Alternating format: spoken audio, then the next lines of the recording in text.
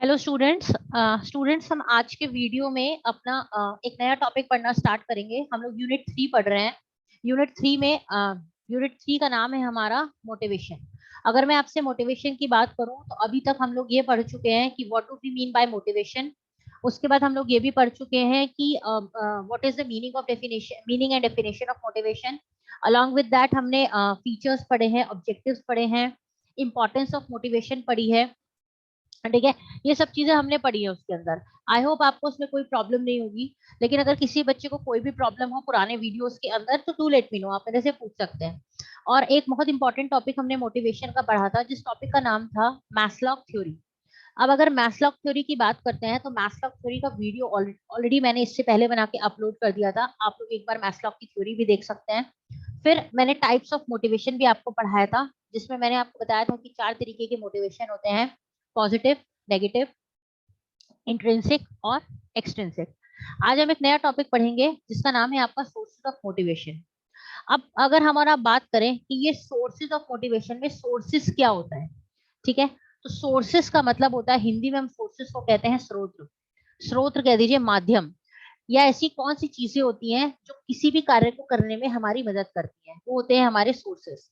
अगर हम आपसे सोर्सेस ऑफ मोटिवेशन की बात करते हैं तो सोर्सेस ऑफ मोटिवेशन टॉपिक का मतलब क्या है, इस टॉपिक के माध्यम से हम और आप ये पढ़ेंगे कि दुनिया में ऐसी कौन कौन सी चीजें हैं जो एक इंसान का मनोबल, एक इंसान की आत्मशक्ति या एक इंसान के अंदर छुपी हुई प्रतिभा को जागरूक करने के लिए, उजागर करने के लिए जरूरी होती है।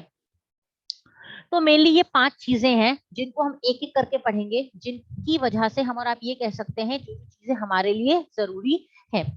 टॉपिक का नाम है हमारा, सबसे पहला पॉइंट क्या कहता है, इनिशिएटिव। अब हम बात करते हैं कि इनिशिएटिव का मतलब क्या होता है। अगर मैं आपसे इनिशिएटिव की बात करूं तो इनिशिएटिव का मतलब होता है आपका पहल करना। इनिशिएटिव का मतलब होता है किसी काम को करने के लिए इच्छा शक्ति जाहिर करके खुद आगे बढ़ के किसी कार्य को करना। एक लाइन में, ये एक शब्द में कहें तो इनिशिएटिव का मतलब होता है स्वयं पहल करना। अब यहाँ पर एक नाम लिखा हुआ है, आप देख सकते हैं, जिसका नाम है फ्यूल। यहाँ पर एक नाम लिखा हुआ है जिसका नाम है फ्यूल। अब समझ में आता है कि ये फ्यूल क्या होता है। अगर मैं आपसे फ्यूल की बात करूं, ये फ्यूल क्या होता है, तो फ्यूल एक ऑथर था जो मैनेजमेंट का राइटर है या मैनेजमेंट का ऑथर है। जैसे कि आप लोगों को याद होगा, हमने जब कम्युनिकेशन के बारे में पढ़ा था तो हमने वहां पर डेफिनेशन पढ़ी थी पॉले की, लुइस की, किनेथ डेविस की। ये सब आपके इंग्लिश के ऑथर्स हैं। इसी प्रकार अगर हम फ्यूल की बात करते हैं तो फ्यूल आपका एक मैनेजमेंट का ऑथर है। फ्यूल क्या कहता है, क्योंकि मोटिवेशन एक मैनेजमेंट का टॉपिक है इसीलिए यहाँ पर फ्यूल की डेफिनेशन दी गई है। अगर मैं आपसे बात करूं कि फ्यूल क्या कहता है, तो फ्यूल ये कहता है कि workers should be encourage to develop and carry out their plans for improvement. पहला पॉइंट में फ्यूल ये कहता है इनिशिएट करने के लिए कि जो भी कर्मचारी होते हैं उन्हें हमें उकसाना चाहिए कि वो और हम डेवलप कर सकें और कैरी आउट करें अपने प्लान्स को इम्प्रूवमेंट के लिए। कहने का मतलब यह है कि हम उन्हें इतना उकसा दें कि उनके दिल और दिमाग में जो भी चीज चल रही है वो उस चीज को, उस प्लान को निकालें और अपने इम्प्रूवमेंट के लिए रखें। क्योंकि अगर आपके दिमाग में कोई चीज चल रही है और आप उस चीज पर इम्प्लीमेंट नहीं कर रहे, अमल नहीं कर रहे, तो वो चीज तो बेकार है आपके लिए। तो वो क्या कहता है कि आपको और हमें किसी भी चीज के दिमाग में चल रहा है तो कर्मचारियों को उकसाना चाहिए ताकि वो अपने प्लान्स को अपने मन से बाहर निकालें और उस काम को करें ताकि उसका कोई इंप्रूवमेंट हम और आप कर सकें। इनिशिएटिव का मतलब होता है फर्स्ट स्टेप। इनिशिएटिव का मतलब क्या होता है, फर्स्ट स्टेप। फर्स्ट स्टेप का मतलब क्या होता है, फर्स्ट स्टेप का मतलब होता है कोई ऐसी चीज taken by an employees towards their self motivation. एक पहला कदम जो एक कर्मचारी उठाता है अपने स्वयं मोटिवेशन के लिए, अपने स्वयं के मनोबल को बढ़ाने के लिए। प्रिंसिपल मतलब है सिद्धांत। ये सिद्धांत क्या कहता है कि कर्मचारियों को हर लेवल के ऊपर कुछ फ्रीडम देनी चाहिए। क्या देनी चाहिए, कर्मचारियों को हर लेवल के ऊपर कोई ना कोई फ्रीडम देनी चाहिए ताकि क्या हो कि वो आगे बढ़ सके और अपनी काबिलियत को, अपने गोल्स को अचीव करने में कोशिश कर सके। अगर आप किसी इंसान को किसी चीज को, काम को करने की आजादी नहीं दोगे, उसके ऊपर प्रतिबंध लगा दोगे, तो क्या वो इंसान खुल के किसी काम को कर पाएगा? क्या वो इंसान अपने लक्ष्य को अचीव कर पाएगा? नहीं। क्यों? क्योंकि आपने इतनी सारी तो पाबंदी और रोक उसके ऊपर लगा रखी है कि वो कोई भी काम करता है आप उसे रोक लेते हो। वो कुछ भी आगे बढ़ाता है, आप कोई ना कोई उसके आगे बाधा लगा देते हो। तो आपको और हमें अपने कर्मचारी को इतनी आजादी देनी चाहिए कि वो आगे बढ़े, कम फॉरवर्ड, और अपनी स्किल्स को, अपनी काबिलियतों को इस्तेमाल कर सके, पूर्णतः इस्तेमाल कर सके, और जो भी आपकी कंपनी का गोल है, लक्ष्य है, उसको क्या कर पाए, अचीव कर पाए। एग्जाम्पल के तौर पर, अगर मान लीजिए आप मैनेजर की पोस्ट पर किसी कंपनी में काम करते हैं, ठीक है।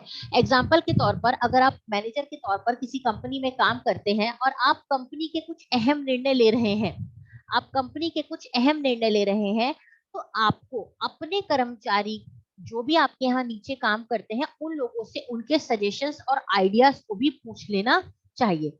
उन लोगों से क्या करना चाहिए, उनके सजेशंस और उनके आइडियाज को भी पूछना चाहिए।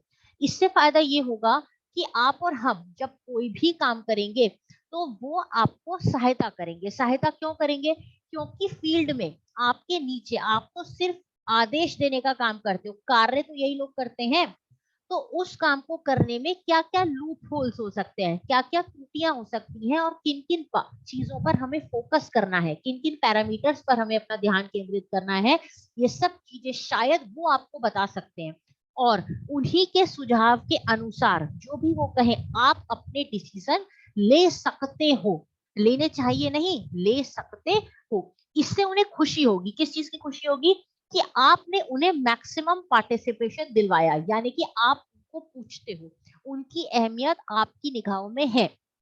नेक्स्ट, अगर आप अपनी कंपनी में एक हेल्दी एनवायरनमेंट चाहते हो, हेल्दी एनवायरनमेंट का मतलब क्या होता है, अगर आप अपनी कंपनी में एक अच्छा एनवायरनमेंट, माहौल क्रिएट करना चाहते हो, तो आपको एम्प्लॉइज के सजेशन सिस्टम, एम्प्लॉइज के सजेशंस को मानना चाहिए। उनके ऊपर, जैसा मैंने अभी अभी आपसे कहा, उनके सजेशंस को इनवाइट करना चाहिए। ये अगर आप ऐसा करते हैं तो ये कर्मचारियों को क्या देता है, सेटिस्फेक्शन देता है। अगर आप ऐसा करते हैं तो ये चीज आपके कर्मचारियों को सेटिस्फेक्शन देती है, उनको ये एहसास होने लगता है कि आप उस परिवार के हिस्से उनको मानते हैं। अगर आप नहीं मानेंगे तो उनको बुरा लगेगा।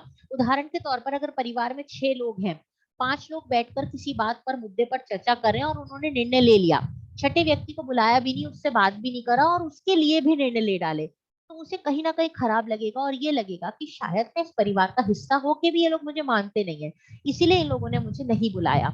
इसी प्रकार इसी प्रकार कंपनी में अहम निर्णय लेते समय कर्मचारियों को भी, मैनेजर्स को बुला लेना चाहिए, ताकि उन लोगों को खुशी हो और वो अच्छे से अच्छा सुझाव उस डिसीजन को लेने के लिए दें। मगर इनिशिएट करने का मतलब ये नहीं होता कि कर्मचारी डिसोबीडियंस दिखाए। डिसोबीडियंस का मतलब क्या होता है, अनुशासन के बाहर जाए, अनुशासन के विपरीत हरकतें करे। अगर मान लीजिए मैनेजमेंट को उसका सुझाव पसंद नहीं आता है, या किसी कारणवश उसके सुझाव को वो अमल में नहीं लाता है, तो उसको अब बुरा नहीं मानना चाहिए, क्योंकि मैनेजमेंट जो भी कुछ करेगा सोच समझ के करेगा। उसके सजेशन एक्सेप्ट हो या उसके सजेशन एक्सेप्ट ना हो, उसको कोई भी फर्क नहीं पड़ना चाहिए। अगर एक्सेप्ट हो जाते हैं तो खुश हो जाए, और अगर नहीं होते हैं तो बुरा उसको नहीं मानना चाहिए। नेक्स्ट पॉइंट क्या कहता है, अगर कर्मचारियों के सुझावों को माना जाता है तो उसमें क्या फायदा होता है, पॉजिटिव इफेक्ट, मतलब सकारात्मक प्रभाव इस चीज का क्या पड़ता है। कर्मचारियों के अंदर फीलिंग ऑफ बिलोंगिंगनेस आती है, हम अपने हैं, ये लोग हमें अपना मानते हैं, ठीक है। एम्प्लॉइज जो हैं वो आपके टारगेट को टाइम पे अचीव करेंगे, क्योंकि अब वो काम काम कैसे कर रहे हैं, काम अपना समझ के नहीं कर रहे हैं, मतलब आपका समझ के नहीं कर रहे हैं, काम अपना समझ के कर रहे हैं। और जब कोई भी कर्मचारी काम को दूसरे का समझ के नहीं, अपना समझ के करता है, तो वो टारगेट को टाइम पर अचीव कर पाएगा। अब इसको कंसिक्वेंशन ऑफ वॉयलेशन, वॉयलेशन का मतलब क्या होता है, एक तरीके से विरोध करना। इस प्रिंसिपल का कुछ विरोध भी हो सकता है। अगर ऐसा हम लोग नहीं करते हैं, या कर्मचारियों को नजरअंदाज करते हैं, तो एम्प्लॉइज जो होते हैं, कर्मचारी जो होते हैं, they will not work to the best of their ability. वो अपनी एबिलिटी के अनुसार, जितनी उनमें काबिलियत है, उतना अच्छा काम नहीं करते। उनके अंदर कहीं ना कहीं डिमोटिवेशन आता है। डिमोटिवेशन का मतलब क्या होता है, उनका मनोबल कहीं ना कहीं टूटता है, क्योंकि उनको ये लगने लगता है कि हम कितनी ही मेहनत से काम करें, लेकिन हमारे सजेशंस को माना नहीं जाता। तो ये हमारा सोर्सेज ऑफ मोटिवेशन का पहला पॉइंट खत्म हो जाता है, इनिशिएटिव। अब हम सेकंड पॉइंट पढ़ेंगे, जिसका नाम है willingness to work. Willingness to work का मतलब क्या होता है, आपको स्वयं आगे बढ़ के, विलिंग, इच्छा शक्ति दिखानी चाहिए, किस चीज की, कि हम और आप काम कर रहे हैं। नेक्स्ट क्या कहता है, if you don't feel a sense of belonging, अगर आपको ये चीज नहीं लगने लगती है कि हाँ ये हमारा काम नहीं है या मालिक हमें प्यार नहीं करता, तो आप क्या होते हो, आप वहां पर एंगेज होना नहीं चाहते हो। एंगेज होने का मतलब क्या होता है, आप उस काम के अंदर मिलना नहीं चाहते हो, काम को बस इसलिए करते हो कि हाँ भैया मुझे काम करना है, काम को बस खत्म करने के दृष्टिकोण से आप काम करते हो। आपके अंदर क्योंकि कोई भी उत्साहवर्धन नहीं है, किस चीज का, सक्सेस पाने का।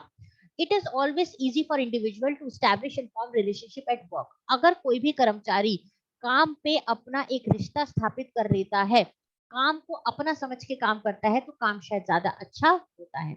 अब कंपनियों को क्या करना चाहिए कि कर्मचारी के अंदर इच्छा शक्ति खुद जागृत हो और वो कहें कि हाँ हम काम करेंगे।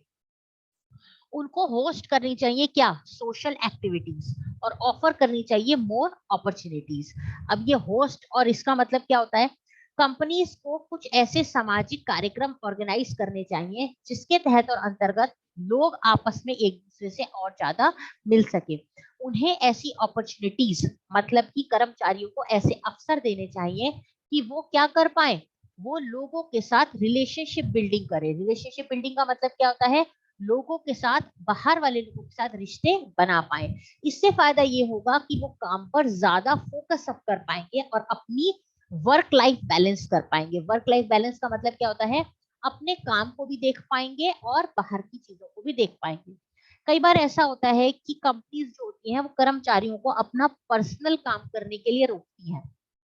पर्सनल कंपनी के टाइम पर पर्सनल किसी से बात करने के लिए रोकती है, या कहीं ना कहीं मतलब बाहर वाले लोगों के साथ रिश्ता बनाने में उनको तकलीफ होती है कंपनी के समय के दौरान, कि मेरा कर्मचारी बस मेरा बन के रहे और इतने समय में मेरा ही कोई काम करे और मेरी ही कंपनी में रहे।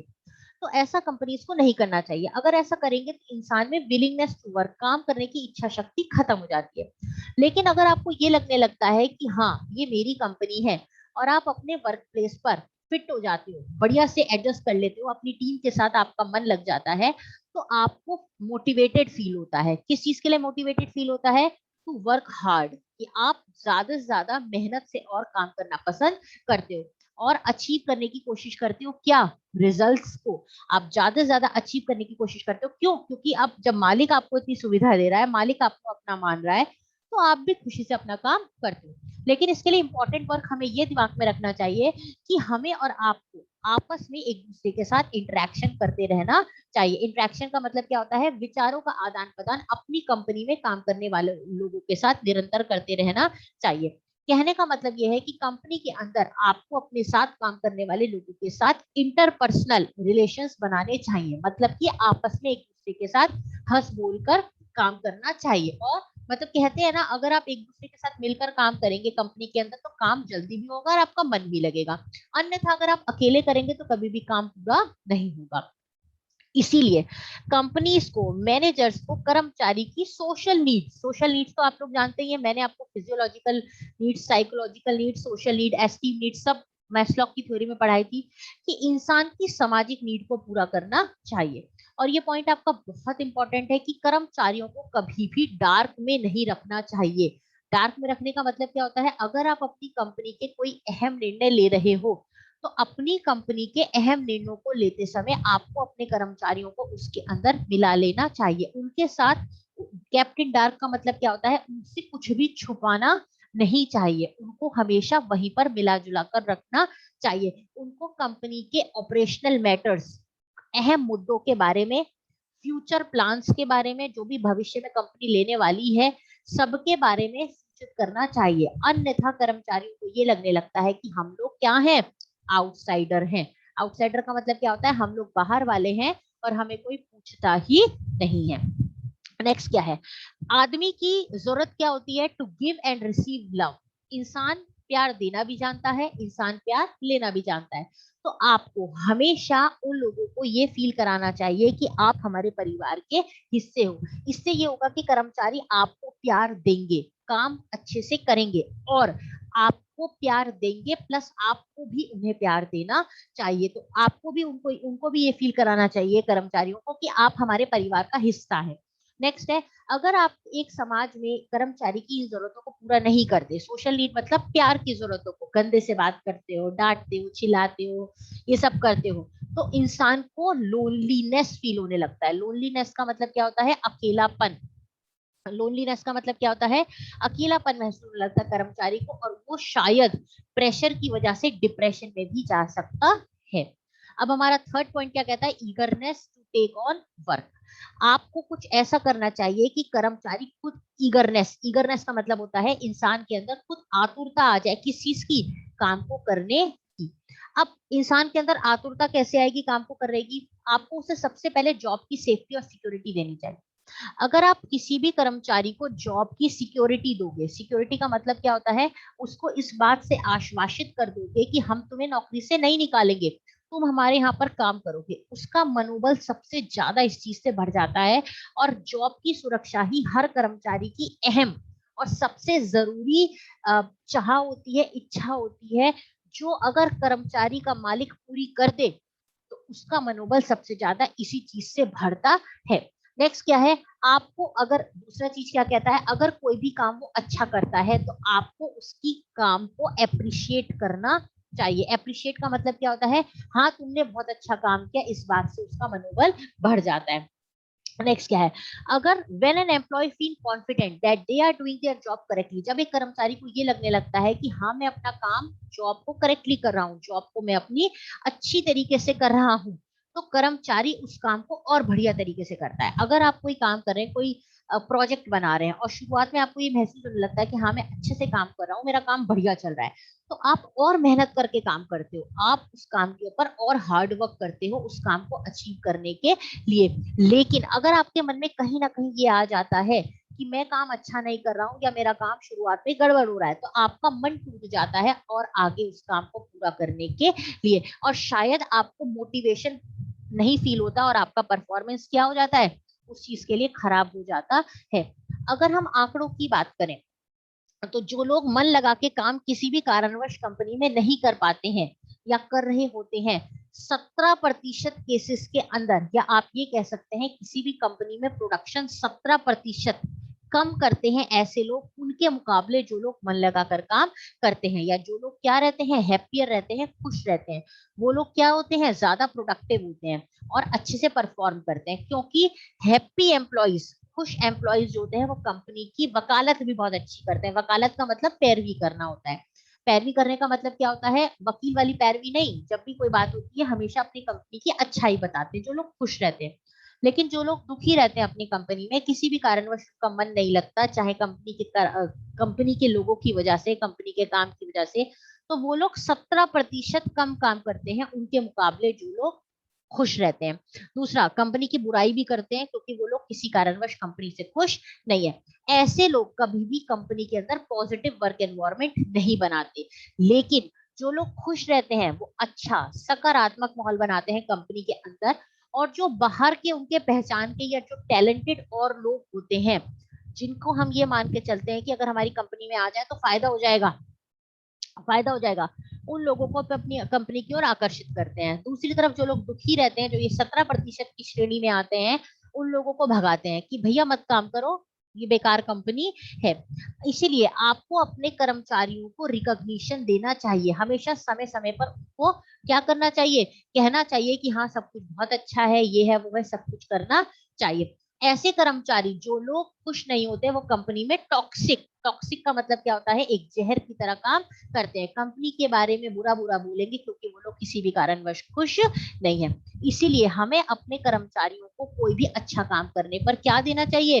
रिवॉर्ड देना चाहिए। और क्या करना चाहिए? जितना हो सके अपने कर्मचारियों को एंगेज करके मोटिवेट भी करना चाहिए। मोटिवेट करने का मतलब क्या होता है? उनका मनोबल बढ़ाना चाहिए। नेक्स्ट पॉइंट है लर्निंग एबिलिटी। आपको अपने जहां पर भी आप काम करते हैं, अपने कर्मचारियों को ग्रो करना, एडवांस करने का मौका देना चाहिए। मतलब कि उनको मौका देना चाहिए कि वो अपने स्वयं के लिए भी कुछ अच्छा काम कर सके।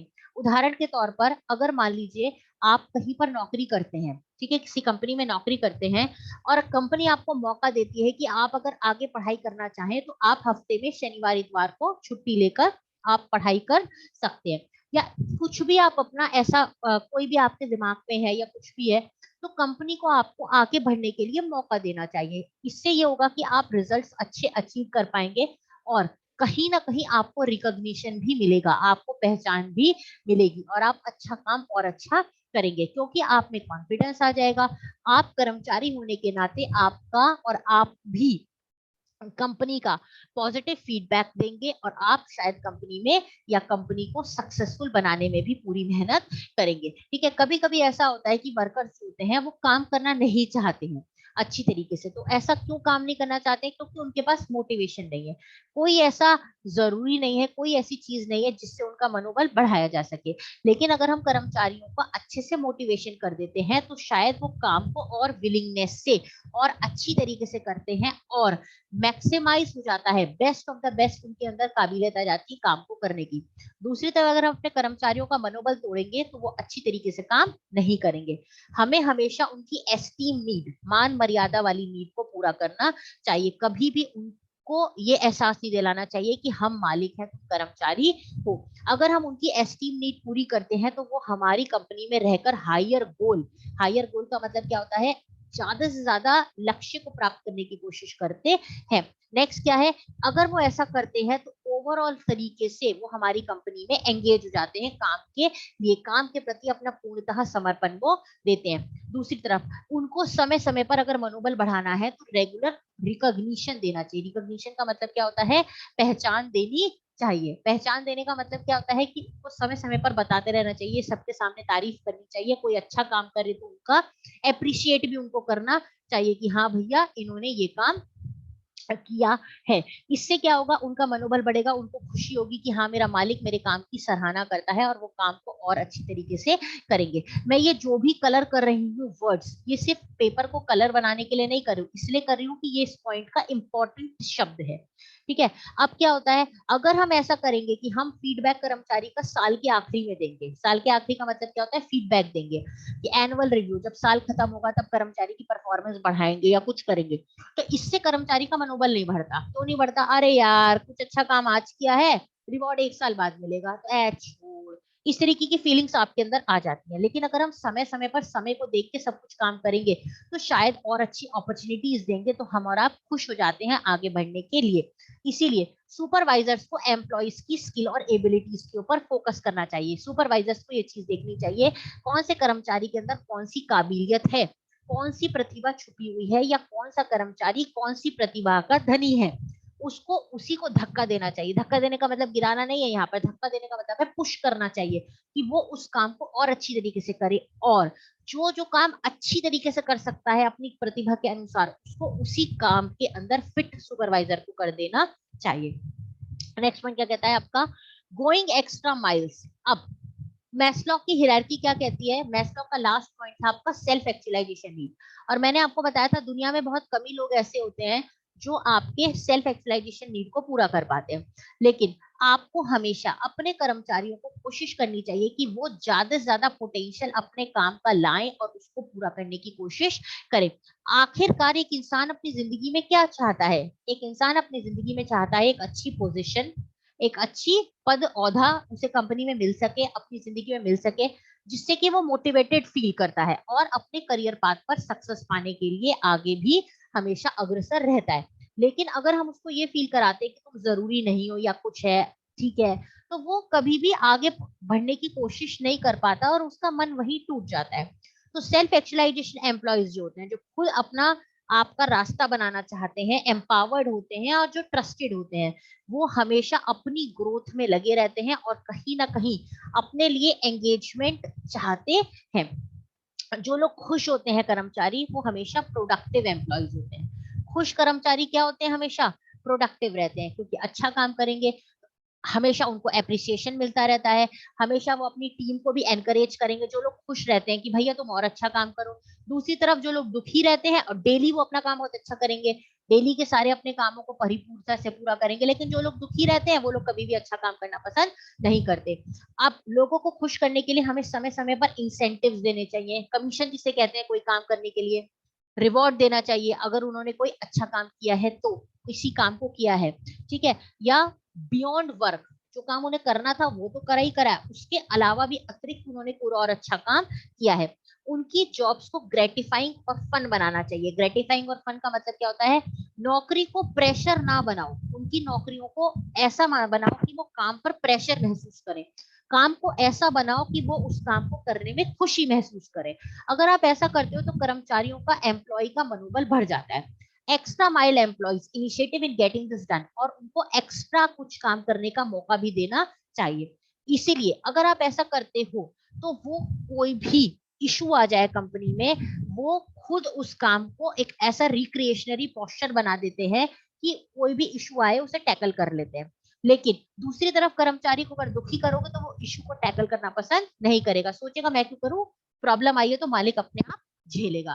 ठीक है, तो लेकिन अगर हम उनका मनोबल बढ़ाते हैं या कुछ भी करते हैं, ठीक है, एक्स्ट्रा काम वो करते हैं, उनकी जरूरतों को पूरा करते हैं, तो वो कंपनी के कल्चर को भी बहुत बढ़िया बनाते हैं, क्योंकि हमेशा खुश रहते हैं। ठीक है, ऐसे लोग जो हमेशा खुश रहते हैं, ये कभी भी इस चीज का इंतजार नहीं करते कि मेरा मालिक आएगा और मुझे कहेगा कि ये काम को करो। ठीक है, ये इंतजार नहीं करते हैं, ये अपनी मर्जी से सारा काम कर देते हैं। जो काम इन्हें पता है कि मुझे करना है, उस काम को करने के लिए इनको कहना नहीं पड़ता। ठीक है, ये काम अपना खुद ही कर देते हैं। ठीक है, आई होप बच्चों आपको ये पांचों पॉइंट समझ में आ गए होंगे। हिंदी में मैंने आपको गोइंग एक्स्ट्रा माइल्स तक सोर्सेस पढ़ा दिए हैं। अब जब हम अपने नेक्स्ट वीडियो में पढ़ेंगे तो हम एक नया टॉपिक पढ़ेंगे, जिस टॉपिक का नाम क्या होगा? How to motivate others. अब ऐसा कैसे हो सकता है, हम क्या करें कि सामने वाला कर्मचारी आपका मोटिवेट हो जाए। ठीक है, अब हम अपने नेक्स्ट वीडियो में मिलेंगे। Thank you.